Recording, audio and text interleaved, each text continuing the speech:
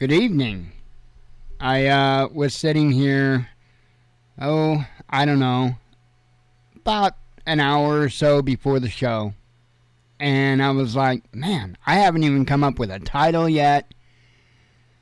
I haven't come up with a thumbnail. And don't get me wrong, there's plenty of important news to cover. But the thing that is truly, the thumbnail and the title is kind of me trolling myself. All of this nonsense is going on in the world. And here I've got this first world problem that has been driving me insane all day. My charge cable broke for my watch, my TicWatch. They're like $8.50. I'll get one. It's not a big deal. But I can't. I have looked like a crack fiend, man. And the carpet's looking for this little plastic piece with a magnet on it. I assume that's what I would find, but I can't find that thing anywhere, and it's got to be in this house, and this is a pretty small damn house. And so anyway, there's only two places I ever charge my watch, and it's right here at the computer or in the bedroom. And my only charge cable broke, and like I said, it kind of split apart. And so there's a little plastic piece and a magnet somewhere floating around. And you should see how I've got some type of elasticy kind of rope that's kind of tied around it, kind of tight, holding it in place with a chip clip. And it's slowly charging, and it's just kind of funny. So anyway, no, a TicWatch E-charger is probably not going to save the world. But anyway, that's what that image is of. I just thought I would have fun. No, seriously though, there is a lot of escalations that happened today. Just as I was saying yesterday, we have kind of just dived right on into it. There's quite a bit of significant stuff, and at the same time, there's also some kind of oddball stuff, in my opinion. Well, I call it oddball stuff. It's not the type of stuff that we typically cover here, and I don't know. Let's jump into it, and I'll just kind of pick. I didn't even order these, so I'll just kind of pick through them. Gonna start out with the law in Illinois, and I think I don't know, it's just kind of insane that they put out this kind of money to make this a law. I just think it could have been handled other ways without a big to-do, and I don't get why there was a big to-do about this. I'll show you. You'll probably understand. New Illinois, well, if I can speak, hell, I can't even say my own state. New Illinois law may help mothers who suffered sexual abuse during childbirth. Well, now, I certainly couldn't be against something like that, and I'm not. But that begs me to ask the question, is this happening this often? And I don't think it is. I honestly don't think it is. And if I'm wrong, I really hope I'm corrected on this, because I'd never heard of this being any way, shape, or form any type of big issue that sexual abuse during childbirth. I mean, there's typically a lot of people in the room. So anyway, again, I had to read on to understand this, and it says it amends the State Vital Records Act by allowing parents or an adult-age child to remove a physician's name from the copy of said child's birth certificate. This is all this does. So for any woman that has suffered sexual abuse from the doctor during childbirth, this bill will allow them to remove the physician's name from the birth certificate. Well, I mean, kind of shouldn't it be already? And what all other things are being done? What about punishment for this? Actual punishment, not just getting a name removed. No, how about some actual punishment? Because if a doctor is doing this to a patient, there needs to be serious repercussions. Seriously. And I mean that. Wholeheartedly mean that. What the hell is this? I don't understand. I don't understand why they spent the time and the money on this particular type of issue, and all this law is going to do is allow them to remove the physician's name off of the birth certificate. It blows my mind. It really, truly does. I mean, I think there should be a whole lot more, but this, in my opinion, should be one of the least of the concerns of what should happen in that situation. But let's reel it back in, because let's be honest here, is this really happening all that often? Again, we're talking about mothers who suffer sexual abuse during childbirth at the hands of the doctor. I didn't know that this was really a thing, and again, with so many people in the room, I don't understand. I'm confused. But again, I reiterate, and I'm sure there probably are victims of this out there. I'm not saying there's not whatsoever. But really, this is all we're going to do? I don't understand Illinois. Of course, I don't understand Starbucks either. This came out today. Starbucks will cover travel for workers seeking abortions. I mean, I'm not trying to pick sides here or anything like that. I'm kind of confused why a company would. I don't get it. Starbucks said Monday it will pay the travel expenses for U.S. employees to access abortion and gender confirmation procedures if those services aren't available within 100 miles of a worker's home. The Seattle coffee giant said it will also make the travel benefit available to the dependents of employees who are enrolled in Starbucks' health care plan. Starbucks has 240,000 U.S. employees, but the company didn't say what percentage of them are enrolled in its health care plan. Starbucks is among the most high-profile companies to have adopted a travel benefit in the wake of a leaked draft opinion from the Supreme Court that would abolish the nationwide right to abortion. Regardless of what the Supreme Court ends up deciding, we will always ensure our partners have access to quality health care, Sarah Kelly, Starbucks acting executive vice president of partner resources, wrote in a letter to employees.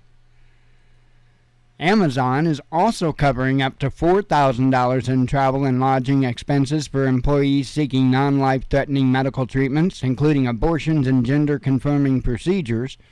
According to messages sent to staff, the benefit has been in place since the beginning of this year and applies if the procedure is not available within 100 miles of an employee's home. Tesla also said earlier this month it would cover travel costs for employees seeking out-of-state abortions. Some companies, including Levi Strauss & Company, Yelp, and Citigroup, have pledged to pay travel costs for Texas employees who seek abortions in response to a 2021 Texas law banning abortions after roughly 6 weeks of pregnancy. But many other companies, including Walmart and Facebook, have stayed silent on the hot-button issue for now. Right on. I mean, there ain't much I can cheer either one of those two on for, but I will cheer them on for that. Right on.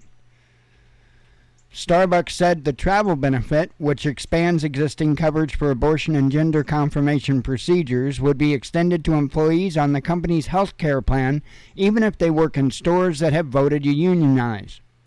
At least 69 of the company's U.S. stores have voted to unionize since the end of 2021, and many more have petitioned the federal government to hold union elections. Starbucks opposes unionization. Earlier this month, Starbucks angered labor organizers when it announced enhanced pay and benefits for workers in its non-union stores.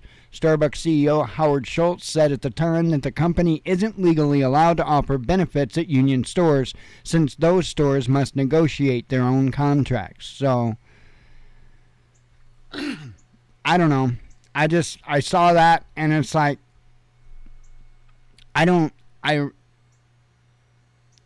if I was a company, like a major company or whatever, I would not. I would absolutely refuse. And if I was a, owner of a major company or something like that, I wouldn't have a social media history for people to be able to dig up. That's for damn sure.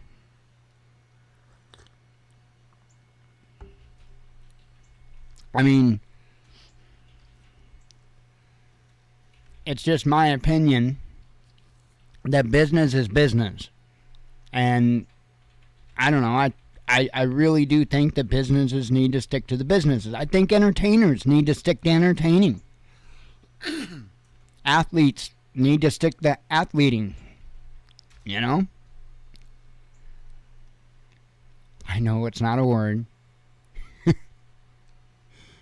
Anyway, what other nightmares do we want to talk about here? Yeah, let's talk about this. Hi, Biden. U.S. allows more baby... I don't want to talk about Biden, I really don't. U.S. allows more baby formula imports to fight shortage. Now, I've seen this headline change like twice today. This is good. Right? Because earlier the headline stated something to the effect of the manufacturing plant being allowed to reopen. I forget what the headline was. Anyway, under fire from parents and politicians, President Joe Biden administration announced steps Monday to ease nationwide shortage of baby formula, including reopening the largest domestic manufacturing plant and increasing imports from overseas. Now, hold up. This plant, from what I understand, they suspect that there was a bacteria or something of that effect that put the plant offline, and it involved, I do believe, a couple of babies that had died, actually. And so this plant was taken offline, and apparently, if I understand this correctly, thanks to some lobbying efforts and whatnot, they're going to be allowed to get this thing back open and pumping out that baby formula. And I'm all for pumping out the baby formula as long as we're absolutely sure that it's not going to be tainted. Why would you need to lobby to get something open if you were going to do it safely? And I could be missing something. It says here, Food and Drug Administration said it was streamlining its review process to make it easier for foreign manufacturers to begin shipping formula to the U.S. Pay attention to that. Chinese formula. I'm just saying. I don't know anything, but I'm just saying. The FDA expects that the measures and steps it's taking with infant formula manufacturers and others will mean more and more supply on its way or on store shelves moving forward, FDA Commissioner Robert Califf told reporters. No problem. We are going to fix this issue by lessening standards. Awesome. Califf said the U.S. will prioritize companies that can provide the largest shipments and quickly show documentation that their formulas are safe and meet U.S. nutrition standards. You mean the ones that you just Relaxed? Okay. The imports are now... what can you do? The imports announcement came shortly after regulators said they'd reached a deal to allow Abbott Nutrition to restart its Sturgis, Michigan-based plant, which has been closed since February due to contamination issues. The company must overhaul its safety protocols and procedures before resuming production. Neither step will have an immediate effect on tight supplies that have left many parents searching for formula online or in food banks. After getting the FDA's okay, Abbott said it will take 8 to 10 weeks before new products begin arriving in stores. The company didn't set a deadline to restart manufacturing. Getting imports into the U.S. supply could take several months, according to administration officials. Even before the latest change, FDA officials said imports of baby formula were already up more than 300% from last year. Monday's announcement was previewed last week by the White House, which has been leaning on the FDA and formula makers to quickly find ways to alleviate the shortage. Outrage over the issue has quickly snowballed and handed Republicans a fresh talking point to use against President Biden ahead of November elections. We're going to go into that. I'm not going to read all this because it's just going to go on and on and on. You know, poor Biden. Poor Biden. Oh, look at him. Come on, man. Come on. We're doing everything we can. Come on, man. Anyway. Trying to close it. Sorry. What are you going to do? You got to make fun of it and try to laugh. I don't have any good answers, you know? I mean, I do, but they'd probably get me killed.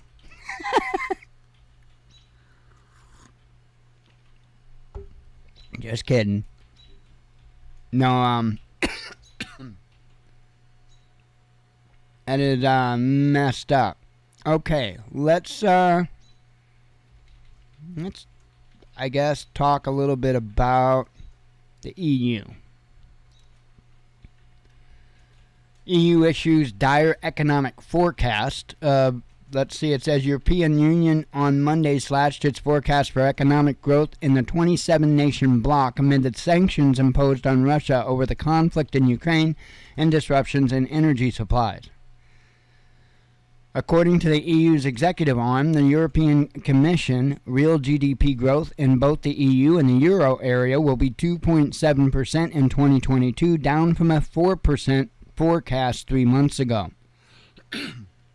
Growth is expected to slow to 2.3% next year, down from a previous forecast of 2.8% in the EU and 2.7% in the Euro area.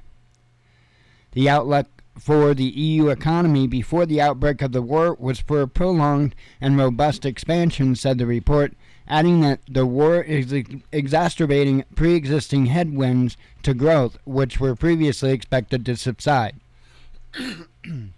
With energy prices having soared this year, inflation is expected to average 6.1% in 2022 and peak at 6.9% in the current quarter. Okay? The EC said inflation hit 7.5% in April, the highest rate in the history of the monetary union. This is a considerable upward revision compared to the winter 2022 interim forecast of 3.5% inflation, the outlook said.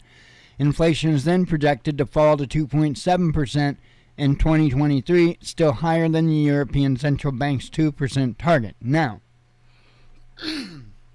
understand that these, again, are forecasts or projections. Doesn't mean they're going to be accurate. And if war really breaks out, they aren't going to be even remotely close to accurate. So this is how they see things where we are right now. We're not in war right now. So I'm telling you, and this is important because this is going to be everywhere, not just the EU. They're just one nation hurting, and most of the nations are hurting. You got a story out of Britain. Britain's told to work more to handle the cost of living crisis. It says Britain's Minister for Safeguarding, Rachel McLean, told Sky News on Monday that those struggling with the cost of living crisis should work more hours or move to a better paid job. The Labour Party accused her of being disconnected from the realities of people's lives. McLean promised that the government would provide more help to people struggling with food and energy bills, but that in the meantime, people should help themselves. How do you like that? We have often heard in the past when people are facing problems with their budgets that one of the obstacles, and it may not be for everybody, is about being able to take on more hours or even move to a better paid job, she suggested. Of course. Right. Because 3 jobs aren't enough. Now they just need a 4th and they'll be good. No problem. That's why the job centers exist. That's why the work coaches exist. Hey, why don't you just make this easier and just build them like a room at work? Shit, I mean, think of all the time that you would save if you just had an apartment building right there at work and made all your workers stay in that apartment building, connected to the same building. I mean, you have the simple thing, have a nice, 20-foot fence or something around the place with barbed wire facing inward. Yeah, it'd be nice. And think of the employees. They wouldn't have all the travel expenses to go to work, and they wouldn't be risking their lives to drive to work, too. I mean, because it's not one of the most risky things people do? Drive? Well, hell, as long as you, provided them with some rice and some beans once in a while. I'm sorry. I'm horrible. I don't know what's wrong with me.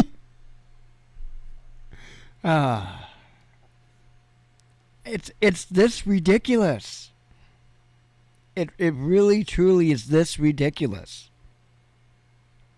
And I know I'm making light of it, and I'm laughing. But this is horrifying. I'm just being honest with you. This is horrifying. And I it's to a point to where I have to laugh at it because the absurdity of it is unbelievable. Absolutely mind-blowing. I don't know.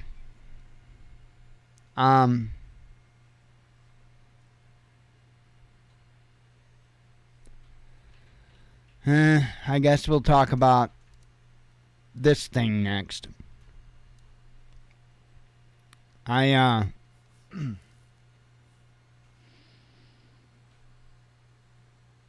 don't even begin to understand the connections here. But this is something we better pay attention to. The cat that got out of his car and just started shooting people in Buffalo, New York. There's images of him wearing, and there's a thing here, where's that? 1 second. Here it is. On the tweeter, there's a picture of him wearing, I guess, plate carrier, and it's this emblem here. Okay? That emblem is the same emblem as what's in the background behind that shield there, or on that shield there. Now, from my understanding from reading the article, this is a black sun design, and there are several different versions of the black sun design. But the interesting thing is the particular one that he has was the one that is used by the neo-Nazi paramilitary unit, the Azov, right? The Ukrainian neo-Nazi paramilitary unit. And I just think that's something that people need to know. That's nuts. That's nuts. Turns out, apparently in this manifesto that he had, one of his reasonings for doing this is he wanted more gun control. This was not some far-right extremist. It actually was far-left extremist. It's just messed up. And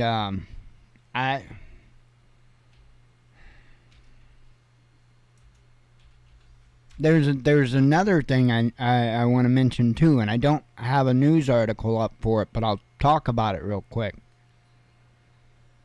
There was that church shooting in California, and I guess the majority of the congregants of the church were Taiwanese.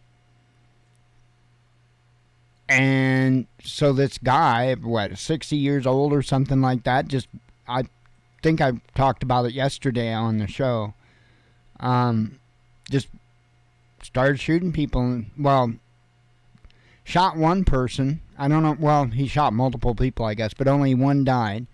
And that was because a doctor that was attending took immediate action, and tried to stop this man from hurting other people. And he wound up getting shot and dying as a result of it. But what he did allow for was more church congregants to get around this person and be able to wrestle him, down, be able to apprehend him. Well, I don't know if it was the and I'm going to say preacher, I don't know his proper title. I want to say it was him, hit him over the head with something, and I don't know if it knocked him unconscious or not, but they hogtied him. And I wanted to give credit where that it's due on that. Those congregants, and I think actually I talked about it. Didn't I talk about it when I said, they were true first responders? Those are true first responders. Unfortunately, sometimes, not for everybody, does it work out so well. But I can guarantee you, if nobody took action, there would have been a lot more people dead than that. Anyway, back to the point of me even talking about this, because none of that is the point of me talking about this. That 60 or 60-something-year-old man that walked into that church and did so primarily for racist ideology. And it was because he was Asian himself, but he was Chinese. And so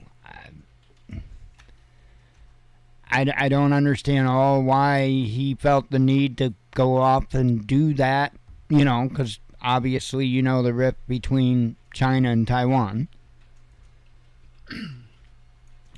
This is just crazy.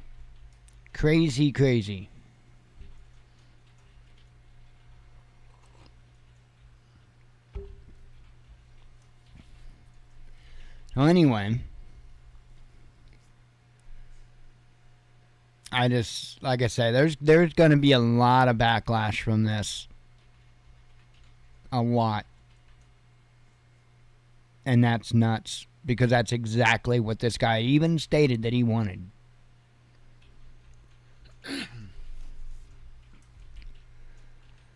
So anyway,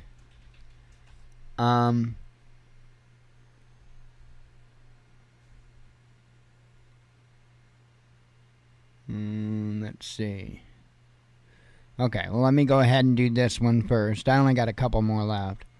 Russia promises response to new NATO expansion. Russia will not simply watch as Finland and Sweden join NATO, the country's deputy foreign minister, Sergei Ryabkov, warned on Monday. He implied that such a move will compromise their security rather than bolster it. Speaking to Russian journalists, the official called the move by the two nations the latest serious mistake with long-lasting ramifications in the West and said it demonstrated the level of those taking such decisions. It reflects the false, distorted perceptions of events taking place in the world by the policymakers in the West, particularly in Northern Europe. It is obvious for us that the security of Sweden and Finland will not be strengthened by it, Ryabkov said. And I know I'm saying his name wrong. I don't know how to say it, or else I would. The diplomat added that Russia's practical response to what it perceives as growing military threat coming from NATO would depend on the situation on the ground. Ryabkov said that two Nordic nations chose to sacrifice common sense and take a step further to escalate military tensions in Europe by seeking NATO membership. Lawmakers in Finland and Sweden were expected to vote to apply for NATO membership, and their respective governments supported the policy change last week. Both nations remained outside the U.S.-led military bloc throughout the Cold War, but claim they need to join it now due to Russia's offensive against Ukraine. So, you understand all that. And the last article I have for you before headlines is Turkey did, in fact, oppose. They threatened that they would, and they did, opposed Finland and Sweden NATO bids. And I think there's like 30 nations or something like that in the bloc, if I'm not mistaken. Yeah.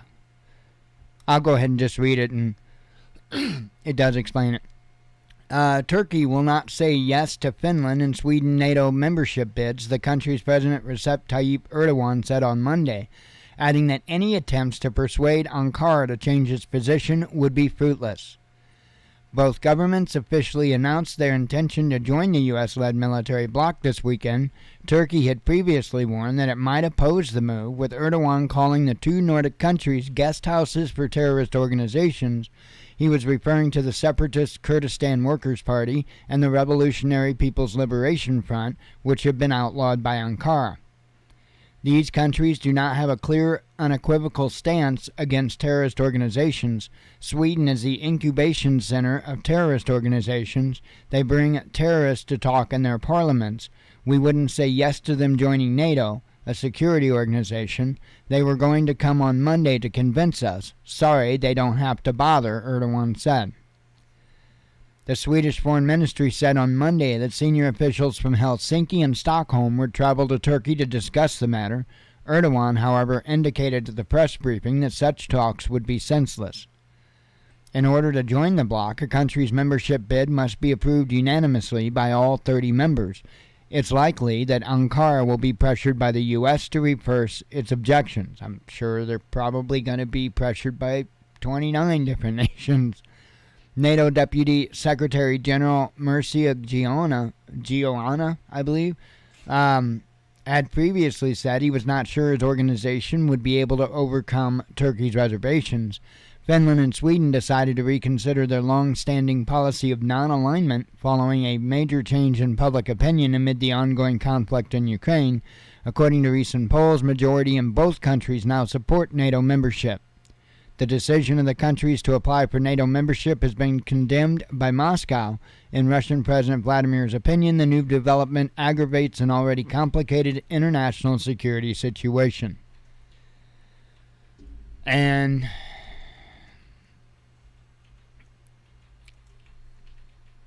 I'm telling you, they're doing everything they can for World War III.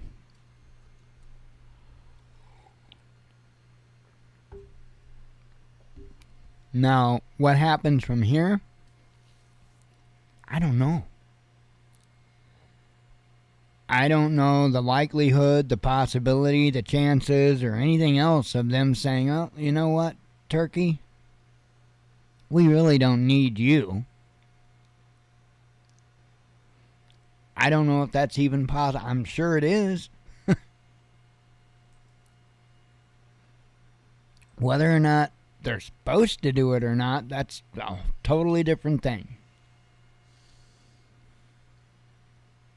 I don't know. Turkey's been one of those nations that's, as I've said before, played all sides. We'll see. We'll see.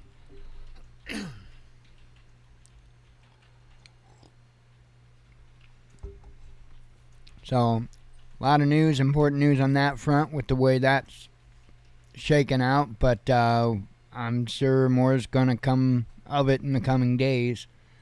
And I do feel like the coming days, the news will start to get a little more hectic. So, we talked about the baby formula thing, so you already know that they're still, a couple of months or so out at the very soonest. So, man, that's pretty crazy.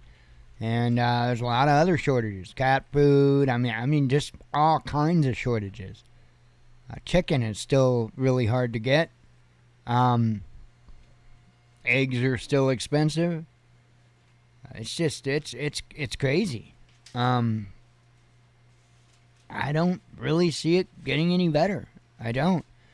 I do watch Monkey Works, I think's the name of the channel. And I try to do my best just to shield myself from the Trump stuff, but because I don't do political cheerleading, and I certainly don't do making man as idols, and so, but anyway, I do watch because he does provide good data. And he was talking about the ships, and I noticed something, when he was talking about the ships. Of course, over there in the Far East, there's quite the backup, and a lot of that's because, they're still, for the most part, I guess, shut down for COVID over there, the reemergence of it. And so things are slow going there, if really going much at all. However, he showed, I believe it was the Port of Los Angeles. And remember how there was all those ships at all those ports in the United States, on the coast? And I said then, and I suspected then, that the truth of the matter was that a lot of that stuff that was on those ships setting in those ports wasn't like necessities. Okay? I suspect that a lot of that was essentially like warehouse goods and just various general merchandise type of goods. And I suspect that people in general haven't had the extra scratch to spend to just buy stuff. And so that's why things were getting backed up, because the whole system was getting bogged down because the items weren't being bought from the stores or from the warehouses. And so things were getting, and I still suspect that. But now that's all cleared out. It didn't look like there was much of any waiting at all. And so that speaks volumes to me. Now, if we've already got these shortages that we're dealing with now, and we ain't got a whole lot of stuff coming in, oof. So, just be aware of that.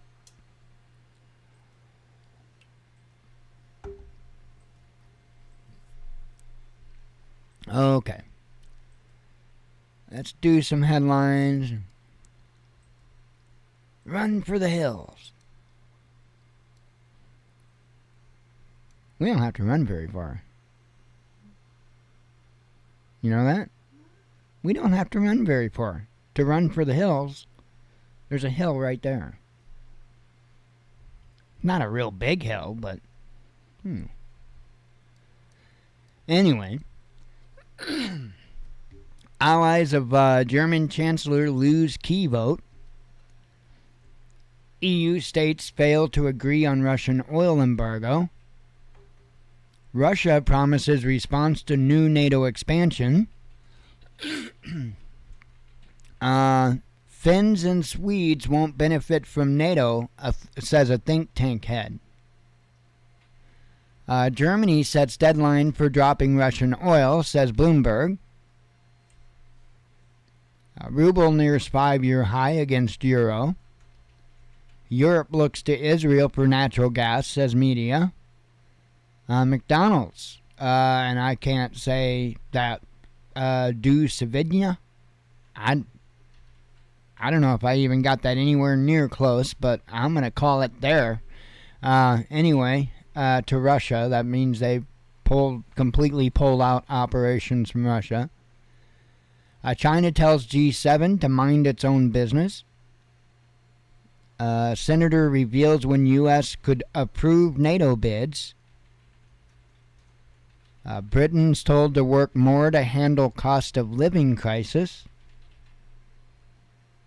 Injured troops to be evacuated from Azovstal, says Moscow. I'm sure I keep saying that, and I reported that one, sorry. Russian enclave dismisses renaming call from Poland. Ukraine warns of draconian measures to support crashing the economy. Putin outlines position on looming NATO enlargement. China remark earned defense chief security threat label. EU issues dire economic forecast. Oh, I've covered that. Let's see. Sweden and Finland refuse to extradite terrorists, says Turkish media, which is their reasoning why they say they won't agree. Russia responds to U.S. intelligence reported recruiting attempts. Russia compares Ukraine, Finland, and Sweden NATO ambitions. Financial woes rising in EU following sanctions on Russia, says Poles. Soaring cost of living forces Poles to change lifestyles. And just as a reminder, like I've said, there's a lot of countries that's hurting. And we're going to be seeing it here. I'm just saying. I mean, in my opinion, I think we already are. But I think it's going to get to a stupid level. Brussels expects Russian economy to stabilize. NATO starts drills near Russian border. I don't know if they got any saws or anything, but they have confirmed drills. So I don't know about Sanders, anything like that, but drills. And I don't know if they're cordless drills or if, I don't know how advanced they are. COVID swindler takes $358,000 and evades justice. Hungary's PM accuses EU of power abuse. Can I accuse government of power abuse? Covered that one. Global wheat prices hit record high. Davos elites to rub shoulders with shamans. Hopefully the good luck rubs off on you. I don't know what you would say to that. Turkey opposes Finland and Sweden. Oh, I covered that one. Austria makes pledge on neutral status. Ryanair CEO predicts soaring prices ahead, so they're expecting airline prices to skyrocket. Biden sends U.S. troops back to Somalia. Estonian PM urges world leaders to stop calling Putin. What do they want to call him? Put out? Anyway, hundreds of houses damaged in Ukraine bordering region. U.S. Republicans accused of enabling racism by ex-chair. And I did cover that, but the title keeps changing on the article. Starbucks will cover... I covered that one.